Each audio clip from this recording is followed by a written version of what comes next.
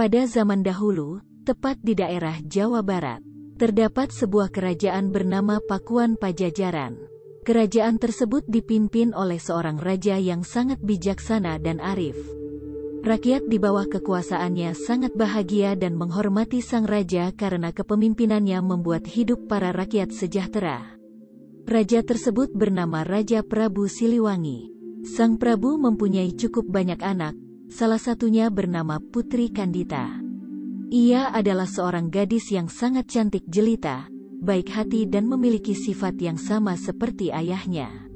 Sang Prabu Siliwangi sangat menyayangi Putri Kandita, dan seiring bertambah usia, Putri Kandita semakin memiliki paras yang cantik dan ia merupakan anak tunggal, maka ialah sang calon pewaris tahta Raja Prabu Siliwangi kelak. Mendengar keinginan Prabu Siliwangi untuk menjadikan Putri Kandita sebagai penerus tahta, para selir dan anak-anaknya tidak setuju. Mereka tidak rela jika Putri Kandita yang akan menjadi ratu kelak. Suatu hari, para selir dan anak-anaknya berkumpul untuk merencanakan siasat jahat untuk menyingkirkan Putri Kandita dan ibunya keluar dari istana.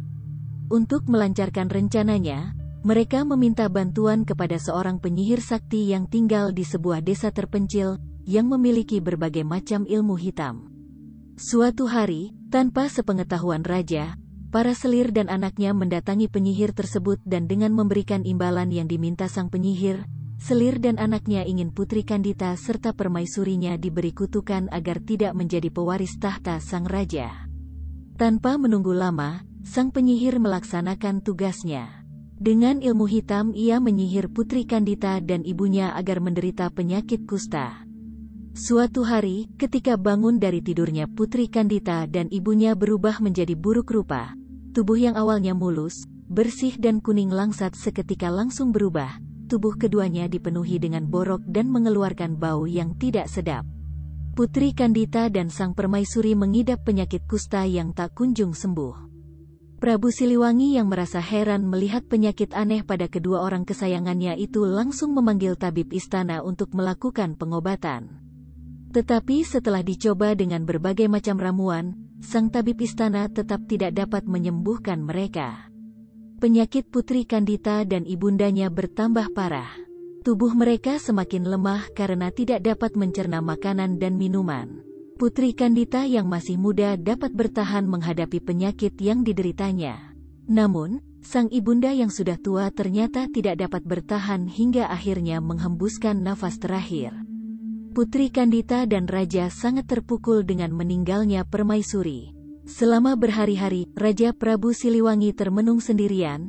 Ia merasa sangat sedih karena orang yang paling dicintainya sudah meninggalkan dunia terlebih dahulu. Namun, sang Prabu pun merasa sangat-sangat terpukul melihat kondisi Putri Kandita yang tidak menunjukkan tanda-tanda kesembuhannya. Ia merasa sangat cemas karena Putri Kandita yang akan menggantikan meneruskan tahta kerajaan. Suatu hari, para selir dan anak-anaknya datang menemui raja untuk menghasut agar Putri Kandita diusir. Awalnya, raja menolak, namun karena takut penyakitnya menular dengan terpaksa Prabu Siliwangi menyetujui usulan tersebut. Tanpa sepengetahuan raja, selir dan saudara-saudaranya, Putri Kandita yang mendengar pembicaraan tersebut sangat kecewa dan ia memutuskan untuk melarikan diri dari istana. Dalam suasana hati yang sedih, bingung, dan tidak menentu, Putri Kandita berjalan keluar dari istana tanpa tujuan yang pasti.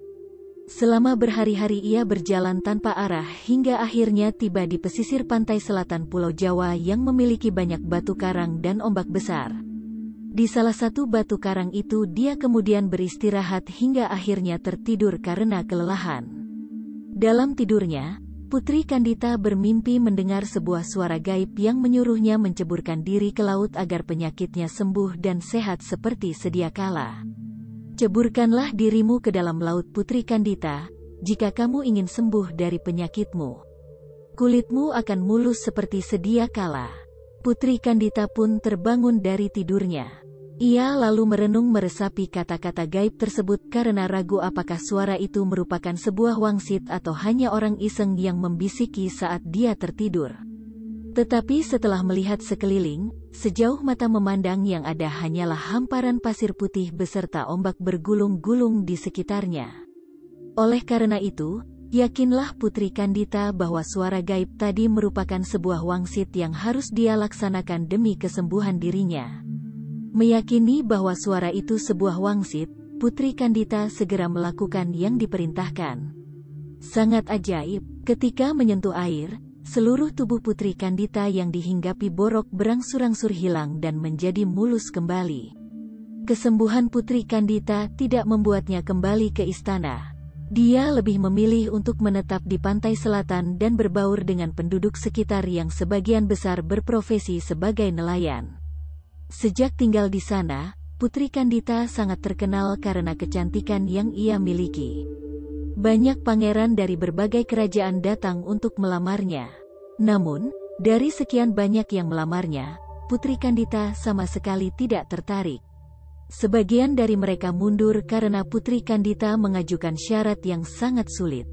Salah satu syaratnya adalah mengadu kesaktiannya di atas gelombang pantai laut. Namun, sebagian dari mereka menerima syaratnya. Ternyata, dari sekian banyak lelaki yang beradu kesaktian, tak seorang pun mampu mengalahkan Putri Kandita. Mereka akhirnya menjadi pengikut setia yang selalu mengawal sang putri kemanapun dia pergi. Sejak itulah, Putri Kandita dikenal sebagai Ratu Penguasa Laut Selatan Pulau Jawa, yaitu Nyai Roro Kidul. Pesan moral dari cerita rakyat Nyi Roro Kidul Laut Selatan adalah janganlah kamu berbuat jahat, karena perbuatan jahat akan menimbulkan malapetaka di kemudian hari.